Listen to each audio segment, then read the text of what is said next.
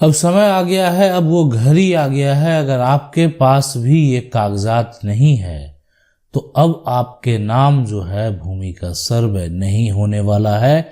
आप चाह कर भी आप अपने नाम पर नहीं करवा सकते। यानी भूमि सर्वे में जो 10 कागजात है वही कागजात मान्य हैं। कौन कौन से वो कागजात हैं? आपके पास जमीन का टुकड़ा है, आपके पास जमीन का टुकड़ा जो है उस पर कब्जा भी बरकरार है। कब्जा के साथ साथ आपके पास कागजात भी है। कुछ ऐसे जमीन के टुकड़े हैं जिसका कागजात के तौर पर आपके पास जमीन का सिर्फ ये रसीद है, जमीन का ये रसीद है। आखिर इस जमीन का असली मालिक कौन होगा? यानी ये जमीन का रसीद रहने से क्या आपका मालिकाना हक होगा? देखें, जमीन का जो कागजात है, कागजात के तौर पर अगर बात करें सबसे पहला, तो जमीन अगर आपने खरीदा है, यानी आप किसी से इस प्रॉपर्टी को खरीदे हैं और उस जमीन का रजिस्ट्री आपने करवा लिया, तो वो रजिस्ट्री वाला दस्तावेज आपके पास होना चाहिए। जमीन अगर आपको कहीं पर गिफ्ट के तौर पर मिला हुआ है तो गिफ्ट डीड जो है वो होना चाहिए। तीसरा, अगर आपकी जमीन जो है वो खतियानी है तो खतियान होना चाहिए। चौथा, आपका जमीन जो है अगर का पर्चा बना हुआ है वो पर्चा होना चाहिए। पांचवा, आपका जमीन का वसीयत जो है वो, अगर वसीयत के तौर पर आपने जमीन को प्राप्त किया, प्रॉपर्टी को प्राप्त किया, तो वो वसीयत भी होना बेहद जरूरी है। इसके अलावा जो छठा है, यानी आपके पास कागजात के तौर पर, यानी साबित करने के लिए मान लेते हैं कि खतियान नहीं है, लेकिन आपके पास जमीन की रसीद है प्लस जमीन का कब्जा बरकरार है। आपका रसीद कट रहा है, कागजात आपका नहीं मिल रहा है, लेकिन इस पर कोई ऑब्जेक्शन करने वाला नहीं है, तो फिर ये भी चलेगा। अब कोई ऐसा व्यक्ति है जिनके पास यहां पर अगर बात करें कि जमीन का रसीद भी है और प्लस उसका रजिस्ट्री का दस्तावेज भी है, तो ये एक बेहतर कागजात हुआ, यानी उसका म्यूटेशन भी कायम है और जमीन की रजिस्ट्री भी है, तो कोई समस्या नहीं। अब किसी का खतियान है तो खतियान जो है अगर यहाँ पर जो है 4 हिस्सों में डिवाइड हुआ है, यानी 4 हिस्सों में अगर डिवाइड हुआ है, तो सभी का अगर अलग अलग रसीद है तो सभी व्यक्ति उस रसीद के आधार पर जो है म्यूटेशन करा सकता है। 9वां जो है, यानी अगर बंटवारा का दस्तावेज है, बंटवारा का कागज है तो उस हिसाब से भूमि का सर्वे का दावा अलग तरीके से जो है किया जा सकता है। अब 10वां जो है, यानी अगर कोर्ट का ऑर्डर है, कोर्ट का आदेश है, तो कोर्ट का आदेश को दिखाकर जो है आप भूमि का सर्वे अपने नाम पर करवा सकते हैं। देखें, ये सर्वे कराना बेहद जरूरी होता है, खास करके उन लोगों के लिए जिन्होंने जमीन को खरीदा है, खास करके उन लोगों के लिए जिन्होंने जमीन को बांटा है। कहने का मतलब ये है कि एक जमीन का एक बड़ा सा टुकड़ा है, लेकिन अभी के समय में अब जो है इसमें हिस्सेदार जो है वो 4 हिस्सेदार हो गए हैं।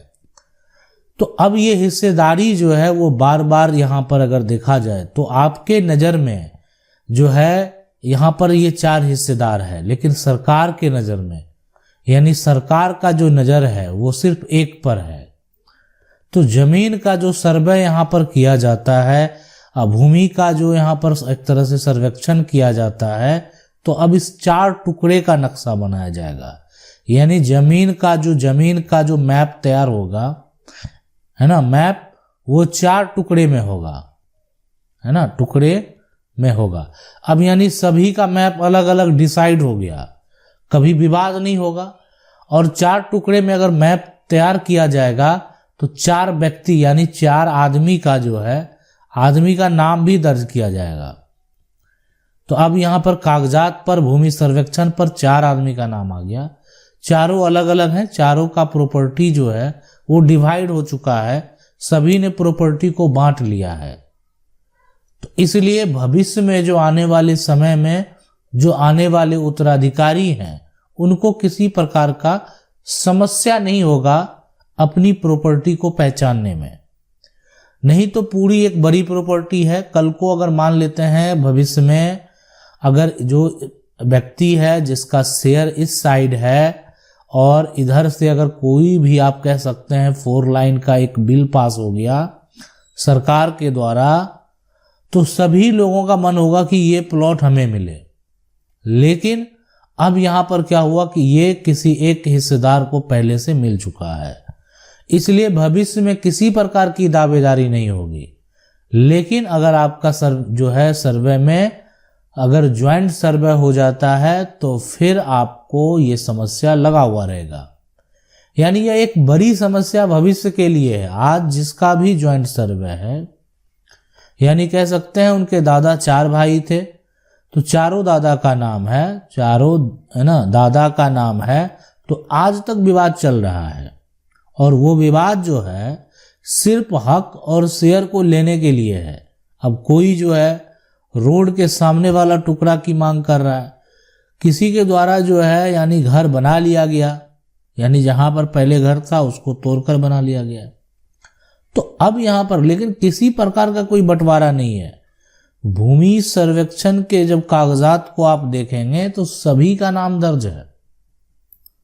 सर्वे इसलिए भी जरूरी है कि मान लेते हैं कि ये जमीन का टुकड़ा है और किसी ने इस जमीन के टुकड़े से इस हिस्से को खरीद लिया, तो अभी उस व्यक्ति के पास जमीन के रजिस्ट्री के तौर पर अगर देखा जाए जमीन की रजिस्ट्री हुई, अब उस रजिस्ट्री का एक कागजात दिया गया, कागजात दे दिया गया। उस रजिस्ट्री का जो कागजात है उसमें लैंड का जो जमीन का मैप है ना, जमीन का मैप भी तैयार किया गया।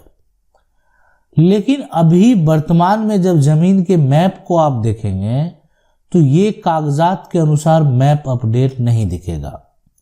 तो अब अगर भूमि का सर्वेक्षण किया जाता है तो ये जो आप मैप का टुकड़ा देख रहे हैं, इस मैप को भी यानी अब अपडेट भविष्य में कर दिया जाएगा। यानी इसको समझना बेहद जरूरी है कि आखिर ये क्यों जरूरी है। अगर देखा जाए किसी की प्रॉपर्टी है, यानी अभी वर्तमान में जो है उसका प्रॉपर्टी किसी ने कब्जा कर लिया, कब्जा करके जमीन का सिर्फ एक फर्जी रसीद जो है वो तैयार करवा लिया। अब आप फर्जी रसीद जो अगर व्यक्ति तैयार करवा लिया है, अब जो है किसी व्यक्ति का उसके अनुसार जो है किसी प्रकार का जो दावेदारी है ना, दावेदारी नहीं चलने वाला, इसलिए कि अभी उसके पास दिखाने के लिए इस रसीद के अलावा कुछ भी नहीं है। अब वो व्यक्ति अपना जो है टाइटल कैसे साबित करेगा, टाइटल जो है वो यानी वो कैसे साबित करेगा, इस बात को आप जान लें, है ना, करेगा। यानी जमीन का जो है सबसे बड़ा यहाँ पर अगर देखा जाए, यानी उसके पास ऐसा कोई भी प्रूफ नहीं है जिससे वो ये साबित कर सकता है। इसलिए यानी ये कागजात बेहद जरूरी है, ये दस्तावेज बेहद जरूरी है। इस दस्तावेज के बिना उस व्यक्ति के द्वारा कुछ भी साबित नहीं किया जा सकता। यानी कहीं ना कहीं वो कागजात कभी तैयार अपने नाम पर नहीं करवा पाएगा जिसके पास अवैध दखल है। तो इससे बचने के लिए ये सारा जो उपाय है वो किया गया। तो इस भूमि सर्वेक्षण का अंतिम तिथि से पहले आपको सावधान रहने की जरूरत है।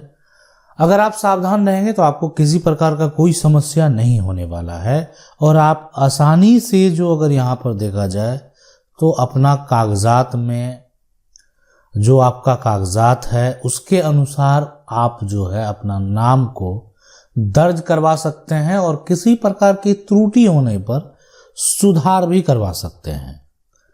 वर्तमान में अगर किसी प्रकार की त्रुटि है फिर भी आपको दस्तावेज में सही इंफॉर्मेशन भरना चाहिए और वर्तमान में जो त्रुटि है उसका सुधार का प्रक्रिया में जाना चाहिए।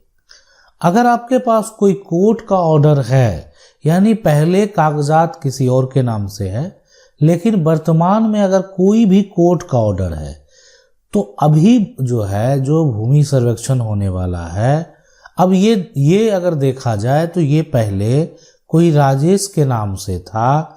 अब लेकिन इस लड़ाई जो है विजय से लंबे समय से चल रहा था। वर्तमान में विजय को जो है कोर्ट का आदेश प्राप्त हुआ, तो ये जमीन अब राजेश का नहीं रहा। लेकिन अभी भी वर्तमान में जो कागजात है, जमीन का खतियान है, वो राजेश के नाम से है और पुराना दस्तावेज जो है वो विजय के पूर्वज के नाम से है।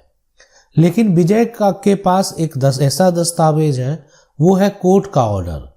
तो वर्तमान में जो भूमि सर्वेक्षण किया जाएगा, कागजात तैयार किया जाएगा, तो वहां पर सबसे महत्वपूर्ण जो दस्तावेज है वो होगा कोर्ट का ऑर्डर, यानी कोर्ट का किसी प्रकार का आदेश है वो मान्य होगा।